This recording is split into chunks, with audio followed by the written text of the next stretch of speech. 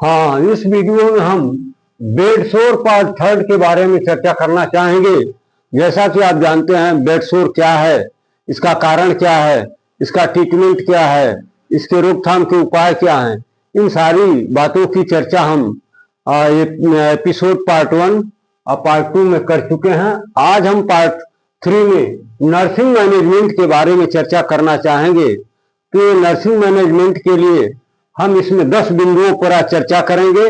बाकी अगले एपिसोड में कुछ और पॉइंट्स की चर्चा करना चाहेंगे। तो आइए आज हम देखते हैं इस बेड सोर पार्ट थर्ड में नर्सिंग मैनेजमेंट पार्ट 1 में हमें क्या क्या करना चाहिए, क्या क्या जानकारी होनी चाहिए एक नर्स को या फिर जो रोगी की देखभाल करते हैं। तो इसमें पहला पॉइंट बताया गया कि रोगी के स्किन एवं प्रेशर पॉइंट का सूक्ष्म निरीक्षण करना आवश्यक है। ये जो बेड सोर का पेशेंट है, तो जो व्यक्ति या जो स्वास्थ्य कार्यकर्ता या जो नर्स उसकी देखभाल कर रहा है, उसको जानना चाहिए कि सबसे पहले उसका कर्तव्य क्या है। तो उसको चाहिए कि रोगी की पूरी स्किन का अवलोकन करे, सूक्ष्म निरीक्षण करे और जहां पर प्रेशर पॉइंट बनता है होने के चांसेस हैं, उसका भी वो डीपली निरीक्षण करे, सूक्ष्म निरीक्षण करे, क्लोज एग्जामिनेशन करे। तो पहला सबसे पहले उसको क्या करना होगा, तो रोगी की त्वचा और उस पर होने वाले प्रेशर पॉइंट, संभावित जो प्रेशर पॉइंट हो सकता है, उसका वो डीपली निरीक्षण करे, परीक्षण करे। और क्या करना चाहिए कि बेड सोर के सूक्ष्म निरीक्षण के साथ ही उसके कारणों का भी निर्धारण करना चाहिए। यानी आप उसके स्किन को तो सूक्ष्मता से देखेंगे ही और प्रेशर पॉइंट को मार्क तो करेंगे ही, लेकिन साथ ही यह भी आपको निर्धारित करना चाहिए, इसका भी असेसमेंट करना चाहिए कि जो अमुक व्यक्ति स्पेसिफिक पेशेंट इसका आपके सामने है और उसके बेड सोर का कारण क्या है। जैसा कि बेड सोर के कारण में बहुत सारे पॉइंट बताए गए थे कि इन कारणों से हो सकता है, तो उसमें कौन सा कारण उसके बेड सोर के लिए रिस्पांसिबल है। ताकि कारण जब मालूम हो जाता है, तो किसी भी चीज का अगर कारण मालूम हो जाए तो उसका निवारण भी आसान हो जाता है। तो यदि बेड सोर का कारण आपको मालूम है, तो उससे लाभ ये होगा कि उस पेशेंट को ट्रीटमेंट करने में, उसको मैनेज करने में आपको सहूलियत होगी। आप उसके कारण के अनुसार ही उस पेशेंट को मैनेज कर पाएंगे। नंबर 3, रोगी बेड पर मूवमेंट करने में स्वयं या अपनी पोजीशन बदलने में वो सक्षम है कि नहीं है, इसका भी निर्धारण एक नर्स को करना चाहिए। तो उसके कारण के बारे में पता लगाइए। सबसे पहले उसके स्किन का सूक्ष्म निरीक्षण करिए और ये प्रेशर पॉइंट का निरीक्षण करिए, कारणों का पता लगाइए। फिर हमें यह जानना आवश्यक हो जाता है कि वह अमुक व्यक्ति, वह पीड़ित व्यक्ति अपने बेड पर स्वयं से मूवमेंट कर पाता है या नहीं कर पाता है, अपनी पोजीशन वह बदलने में सक्षम है या नहीं है। तो इसका निर्धारण हमें कर लेना चाहिए। अगर वो मूवमेंट करने में स्वयं सक्षम है या अपनी पोजीशन बदल लेता है, ये करने में वो यदि सक्षम है, तो फिर आपको उसका जो मैनेजमेंट करना होगा उसमें काफी आपको इजीनेस हो जाएगा और उसके अनुसार उस पेशेंट को आपको मैनेज करना होगा। यदि वह अपनी पोजीशन स्वयं बदलने में फेल्योर है, नहीं कर पाता है, तो फिर आपको उसके पोजीशन बदलने के लिए कुछ उपाय करने चाहिए या उस हिसाब से उसको मैनेज करना चाहिए। यदि वह स्वयं अपना मूवमेंट बेड पर कर लेता है, गतिशीलता है उसके अंदर, तो उसको भी आप उसके अकॉर्डिंग उसको मैनेज करेंगे। अगला पॉइंट में बताया गया कि रोगी के न्यूट्रिशनल लेवल का निर्धारण करना। आपको यह भी मार्क करना होगा, जैसा कि इसके कारण में बताया गया था कि ये माल न्यूट्रिशन भी बेड सोर का कारण हो सकता है। तो यदि ऐसा पेशेंट है या जिस पेशेंट का केयर आप कर रहे हैं, जिसको आप नर्सिंग मैनेजमेंट देने जा रहे हैं, उस पेशेंट का न्यूट्रिशनल लेवल क्या है। अगर उसका बेड सोर इसी वजह से है, न्यूट्रिशनल लेवल के कमी के वजह से है, उसके बॉडी में न्यूट्रिशन का जो लेवल होना चाहिए वह बिलो द नॉर्मल है, उसकी डिफिशियंसी है, तो फिर इस हिसाब से आपको उसको मैनेज करना पड़ेगा और उसके बॉडी का जो न्यूट्रिशनल लेवल है उसको स्ट्रांग करना पड़ेगा, मजबूत करना पड़ेगा, ताकि उसके जो बेड सोर हैं उसके हीलिंग में आपको इजीनेस हो जाए। तो यह भी एक नर्स का कर्तव्य होता है कि रोगी के न्यूट्रिशनल लेवल की भी वो जांच पड़ताल करे कि क्या उसके बॉडी में न्यूट्रिशन की डिफिशियंसी तो नहीं है या प्रॉपर लेवल पर न्यूट्रिशन उसके बॉडी में उपस्थित हैं। अगला पॉइंट फिर क्या आपको ध्यान करना पड़ेगा, क्या रोगी मल मूत्र का त्याग बेड पर ही करता है, इसका भी निर्धारण करना चाहिए। जैसा कि प्रिवेंशन में आपको बताया गया था कि वह रोगी जो बेड पर ही मल मूत्र का त्याग करता है, यानी उठकर शौचालय टॉयलेट जाने में असमर्थ है, वॉशरूम जाने में फेल्योर है, तो ऐसे रोगी के लिए आपको क्या करना चाहिए, तो किसी न किसी डिवाइस का जैसे यूज किया जाता है कि वो अपने मल मूत्र का त्याग बेड पर ही कर लिए, उसके लिए डिवाइस बनी हुई है मूत्र त्याग करने के लिए, मल त्याग करने के लिए। तो या तो किसी पार्ट का यूज करिए या फिर उस तरह के कपड़े उसको पहनाइए ताकि आपको उसके मैनेज करने में आसानी हो जाए। अगला पॉइंट बताया गया कि रोगी की पोजीशन बार बार चेंज करनी चाहिए। जैसा कि आप जानते हैं कि अगर बेड पर पेशेंट एक ही पोजीशन में लंबे समय तक पड़ा हो तो उसे बेड सोर होने की संभावनाएं बढ़ जाती हैं। तो यही बात यहाँ पर बताई जा रही है कि एक नर्स को ये बात जाननी चाहिए कि पेशेंट को लंबे समय तक एक ही पोजीशन में लेटे रहने से नुकसान हो सकता है। तो इसलिए ये उसके दिमाग में बात होनी चाहिए कि उस पेशेंट की पोजीशन को वह बार बार बदलने की प्रक्रिया करे और उसकी पोजीशन को समय समय पर बदलने का काम करे ताकि लंबे समय तक एक ही पॉइंट प्रेशर पॉइंट पर प्रेशर लंबे समय तक न झेलना पड़े। अगला पॉइंट बताया गया कि प्रेशर पॉइंट के प्रेशर को कम करने के लिए कुछ कंफर्ट डिवाइसेस का सुझाव दिया जाता है या इस तरह की डिवाइसेस अवेलेबल हैं जो प्रेशर पॉइंट के प्रेशर को कम करने में पेशेंट की काफी मदद कर सकती हैं। तो एक नर्स को यह जानना चाहिए कि अगर ऐसा है उसका पेशेंट तो उसे क्या करना चाहिए, यानी उसके पॉइंट प्रेशर को प्रेशर पॉइंट के प्रेशर को कम करने के लिए वो क्या कर सकता है। तो उसके लिए कुछ कंफर्ट डिवाइसेस का सुझाव दिया जाता है, जैसे तकिया का यूज करें, कुशन का यूज करें, पानी के गद्दे का यूज करें या हवा के गद्दे का यूज करें। इससे लाभ यह होता है कि जो बॉडी में प्रेशर पॉइंट है तो वो निश्चित रूप से बेड के प्रेशर में जाएगा, टच में जाएगा, तो और प्रेशर वहां बढ़ेगा।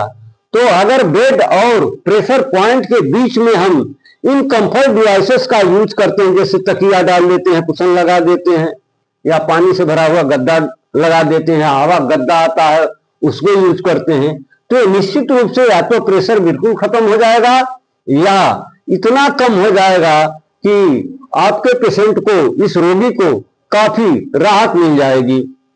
अगले पॉइंट के बारे में हम चर्चा करना चाहेंगे कि चिकित्सक के परामर्श के अनुसार हार्ट एप्लीकेशन या किसी उचित सॉल्यूशन का उपयोग करना चाहिए। यानी जैसा वो डॉक्टर राय दे, फिजिशियन चिकित्सक जैसा आपको सुझाव दे या जो गाइडलाइन आपको बताएं या बाय नेम करके कि हाँ आप इसी का यूज करें, तो उसी सॉल्यूशन का यूज करें। आप अपने मन से किसी भी सॉल्यूशन का यूज न करें, उस पर हार्ट एप्लीकेशन देना उचित होगा, पेशेंट के हित में होगा या नहीं होगा या इससे नुकसान हो सकता है। तो इन तमाम बातों की जानकारी एक नर्स को एक डॉक्टर से ले लेनी चाहिए। उस डॉक्टर से जो डॉक्टर ऐसे पेशेंट को देख रहा है, जिसके अंडर में इसका ट्रीटमेंट चल रहा है, तो नर्स का कर्तव्य बनता है कि उस डॉक्टर के गाइडलाइन के अनुसार ही किसी भी सॉल्यूशन या किसी भी एक्सटर्नल एप्लीकेशन, हार्ट एप्लीकेशन या कोल्ड एप्लीकेशन या जो भी है, अगर आप यूज करना चाहते हैं तो बिना डॉक्टर के परामर्श के आप अपने मन से ऐसा कुछ भी न करें, अन्यथा आपके पेशेंट का नुकसान हो सकता है, उसकी मुश्किलें बढ़ सकती हैं। अगले पॉइंट में बताया गया कि रोगी के घाव पर इकट्ठा डैमेज टिश्यूज को सावधानी पूर्वक हटाना चाहिए या घाव की सफाई करनी चाहिए। यानी उसके घाव में बहुत सारे जो डैमेज टिश्यूज होते हैं धीरे धीरे इकट्ठा होने लगते हैं, वहां पर एक कचरा जैसी स्थिति बन जाती है। उस कचरे को साफ करने के लिए, या यूं कहिए कि उस घाव की क्लीनिंग करने के लिए हमें ये एक नर्स को काफी सावधानी की जरूरत होती है। उसको इस तरह से साफ करें, इस तरह से उसकी क्लीनिंग करें कि फिर उसका वुंड जो है और गहरा न हो जाए। तो इस बात का उसे एक नर्स को ध्यान रखना चाहिए। अगले पॉइंट में हम बताएंगे कि घाव की सफाई करने के लिए कुछ ऐसे आइटम्स मार्केट में अवेलेबल हैं जिनके साथ और उसके घाव की साफ सफाई करने से पेशेंट को काफी लाभ मिल सकता है, जैसे नॉर्मल सेलाइन, हाइड्रोजन पेरोक्साइड या फिर बोरिक एसिड। इसके अलावा किसी अन्य केमिकल या किसी अन्य पदार्थ का आप यूज न करें। ये बहुत ही सुटेबल साफ सफाई करने के आइटम्स हैं। इन्हीं के द्वारा जब आप घाव की धुलाई करते हैं तो नॉर्मल सेलाइन से करिए या फिर हाइड्रोजन पेरोक्साइड से करिए या फिर बोरिक एसिड से करिए, तो आपके पेशेंट को राहत मिल जाएगी। तो एक नर्स का कर्तव्य बनता है कि ये नॉर्मल सेलाइन के बारे में जाने, हाइड्रोजन पेरोक्साइड क्या है, ये बोरिक एसिड क्या है, इन तमाम जानकारियों के साथ एक नर्स को अपने पेशेंट का ये नर्सिंग केयर करना चाहिए। ठीक है, तो इस एपिसोड में हम मात्र 10 पॉइंट की चर्चा करेंगे। बाकी अगले एपिसोड में हम नर्सिंग मैनेजमेंट पार्ट 2 की भी चर्चा करेंगे, जिसमें और बहुत सारे उपाय बताए जाएंगे। तो आइए सरसरी तौर पर हम देख लेते हैं कि एक नर्स को जब वो अपने पेशेंट को मैनेज करती है या करता है तो उसे क्या क्या करना चाहिए। तो सबसे पहले इस स्वास्थ्य कार्यकर्ता का कर्तव्य बनता है कि वो अपने पेशेंट के स्किन की जांच डीपली करे, सूक्ष्मता से करे, क्लोजली करे और उसके प्रेशर पॉइंट का भी वो निरीक्षण करे, निर्धारण करे। दूसरा काम क्या करे कि बेड सोर के सूक्ष्म निरीक्षण के साथ ही साथ उस व्यक्ति के बेड सोर के उचित कारण का पता लगाए कि किस वजह से इसका बेड सोर हुआ है, ताकि जब कारण मालूम हो जाता है तो निवारण उसका आसान हो जाता है। यानी उस नर्स को उस पीड़ित व्यक्ति के नर्सिंग मैनेजमेंट में इजीनेस हो जाएगी। तीसरा पॉइंट जो बताया गया, रोगी बेड पर मूवमेंट करने में अगर स्वयं सक्षम है या अपनी पोजीशन बदलने में सक्षम है तो फिर उसके अनुसार उसको मैनेज करना होगा। यदि रोगी स्वयं से अपनी पोजीशन नहीं बदल पाता है या मूवमेंट बेड पर नहीं कर पाता है तो उसके अकॉर्डिंग उसको नर्सिंग मैनेजमेंट की आवश्यकता होती है। अगले पॉइंट में बताया गया कि इन सारी बातों को करते हुए एक नर्स को यह भी जानना चाहिए कि उस रोगी का जो के बॉडी में क्या न्यूट्रिशनल लेवल सामान्य है या लेस देन नॉर्मल है, क्या है, इसके अनुसार उसको नर्सिंग मैनेज करना चाहिए, देना चाहिए।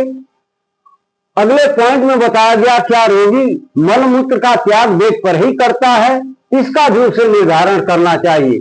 अगर वो बेड पर ही करता है तो उसे डायपर का यूज कराएं और उसे बार बार गीला होने पर चेंज भी करते रहें, या फिर वो बेड पर पार्ट आते हैं यूरिन के लिए या फिर स्टूल के लिए, उनका यूज करें। अगर ये सब बात नहीं है, वो स्वयं से वॉशरूम जा सकता है, टॉयलेट रूम जा सकता है तो फिर इन सब की जरूरत नहीं पड़ती है। यानी इसके अनुसार ही उसे नर्सिंग मैनेजमेंट की जरूरत होती है। रोगी के पोजीशन को बार बार चेंज करना चाहिए। आप जैसा कि जानते हैं, पिछले एपिसोड में आपको बताया गया है कि यदि लंबे समय तक एक ही पोजीशन में बेड पर पेशेंट पड़ा होता है तो वहां पर प्रेशर के वजह से ब्लड की सप्लाई कम हो जाती है और वहां के सेल टिश्यूज डैमेज होना शुरू कर देते हैं। तो इससे बचने के लिए हमें क्या क्या करना चाहिए? रोगी के पोजीशन को बार बार चेंज करते रहना चाहिए।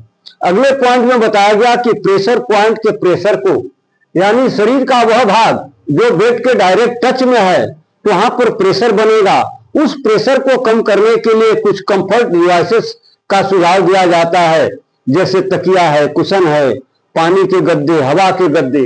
इनका प्रयोग कर लेने से प्रेशर काफी हद तक कम हो जाता है और व्यक्ति रिस्क जोन से बाहर आ जाता है। अगला पॉइंट है, चिकित्सक के परामर्श के अनुसार ही किसी एप्लीकेशन, जैसे कोल्ड एप्लीकेशन, हार्ट एप्लीकेशन या फिर किसी सॉल्यूशन का यूज करना आप चाहते हैं तो इसके लिए आप उस चिकित्सक से परामर्श ले लें जो चिकित्सक ऐसे जिसके अंदर में ऐसे पेशेंट की देखभाल चल रही है, ट्रीटमेंट चल रहा है, तो जैसा वो निर्देश दे उसके अनुसार ही आप किसी एप्लीकेशन का यूज करें या किसी भी सॉल्यूशन का यूज करें। अगले पॉइंट में बताया गया कि रोगी के घाव पर आप देखते हैं कि कुछ कचरा जैसी चीजें इकट्ठा होना शुरू हो जाती हैं तो उन्हें हमें बार बार साफ करने की जरूरत पड़ती है। तो उनको साफ करने के लिए जो डैमेज टिश्यूज वहां इकट्ठे हो जाते हैं उनको साफ सफाई करते समय हमें विशेष सावधानी की जरूरत पड़ती है। ऐसा नहीं कि आप जबरदस्ती उसको साफ करें, हटाएं और इस प्रयास में पता लगा कि उसकी घाव और डीप हो गई तो ऐसा ना करें। बहुत सावधानी के साथ उसके घाव की क्लीनिंग करें, साफ सफाई करें।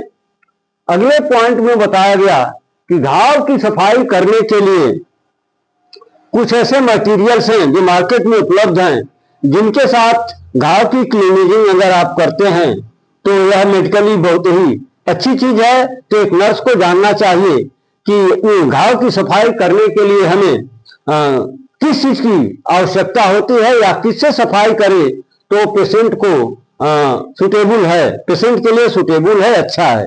तो जैसे नॉर्मल सेलाइन है, हाइड्रोजन पेरोक्साइड है, बोरिक एसिड है, अगर इनके मदद से आप घाव की साफ सफाई करते हैं तो बहुत अच्छी तरीके से उस वुंड की सफाई हो जाती है और अगर इन्फेक्शन से उसका प्रिवेंशन भी हो जाता है।